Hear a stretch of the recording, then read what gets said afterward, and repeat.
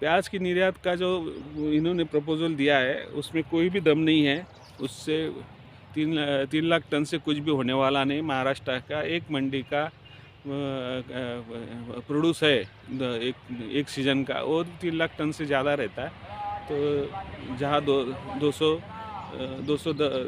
10 लाख से 240 लाख टन तक का इंडिया में प्रोड्यूस होता है, उसमें से 160 लाख टन तक का इंडियन कंजम्पशन है, बाकी पूरा एक्सपोर्ट के लिए है। अभी एक्सपोर्ट सरप्लस जिस दिन से इन्होंने 40%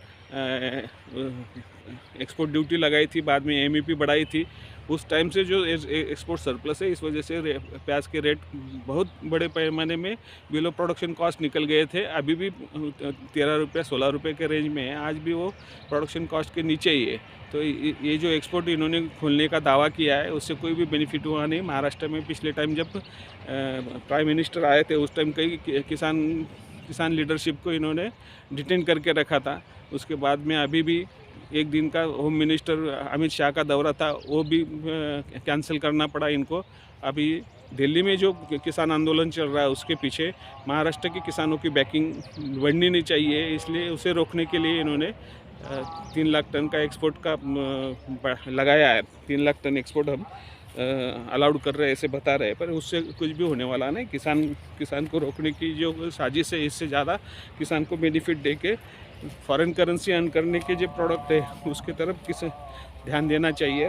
वो ध्यान देने के बगैर ये जो एसी में बैठे हुए ऑफिसर्स, दिल्ली में बैठे हुए ऑफिसर्स जो डिसीजंस लेते और उसे पॉलिटिकल लीडरशिप इम्प्लीमेंट करती है, वो बहुत गलत है। इन्होंने किसानों से सीधी बात करनी चाहिए। फिर वो दिल्ली का बॉर्डर का ट्रेस हो या महाराष्ट्र के अंदर किसानों का जो आंदोलन हो, कोई भी है इसमें। अदरवाइज़ जिस तरह से लहसुन के भाव बढ़े हुए हैं, वैसा ही आगे जाके किसान प्याज नहीं लगाएगा। और ये आपको दिख रहा होगा हरा प्याज पीछे मेरे बैकग्राउंड में।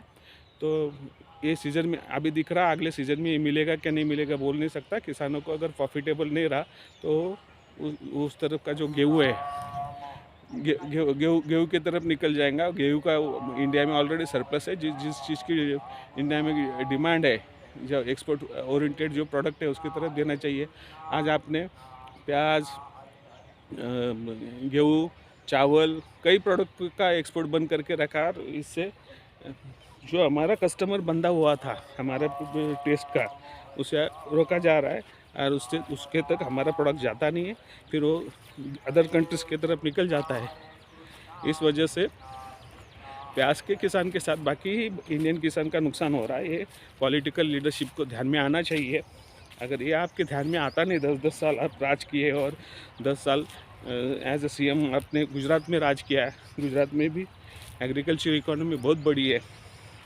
तो मुझे तो ये टोटल डिस्कनेक्ट दिख रहा है पॉलिटिकल सुप्रीम लीडरशिप का और पब्लिक का। किसानों को तो टोटल डिस्कनेक्ट है। किसानों की बात उनके तक पहुँचती नहीं, ऐसा मुझे नज़र आ रहा है। जो ये 3 लाख टन का इन्होंने डिसीजन लिया इसके ऊपर से। Thank you. म्हणा किंवा तुमच्या शिट्टीची कुकरमधली हवा काढून घेण्यापुरता हा कांदा निर्यातीचा 3 लाख टनाचा आहे। कोणतंही लिमिटेशन न टाकता कांद्याची निर्यात झाली पाहिजे, ही शेतकऱ्यांची मागणी आहे आणि राहणार। आणि निर्यातीवरती 12ही महिन्यात केव्हाही निर्यात बंदी करू नये। मुळातच तुम्ही 40% त्याच्यावर टॅक्स लावून काही प्रमाणात त्यावेळेस निर्यात बंदीचा तोच एक भाग होता। नंतर तर तुम्ही सरसकटच सगळी निर्यात एमईपी वाढवली, 40% ड्युटी लावली, त्याच्यानंतर सरसकट निर्यात बंदी केली। असे टप्प्याटप्प्याने तुम्ही शेतकऱ्याचा गळा आवळला आहे आणि आता त्याला श्वास घेण्यापुरता तुला सोडलं बुवा असं दाखवत आहेत, पण याच्यातून काही साध्य होणार नाही। याच्यातून कांदा निर्यातीला खूप प्रोत्साहन मिळेल असं काही नाही।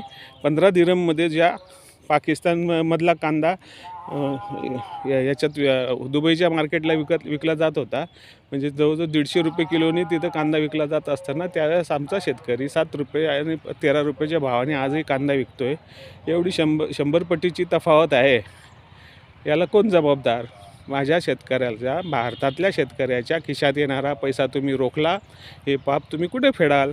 धन्यवाद। आपला नंबर आहे शैलेंद्र पाटील।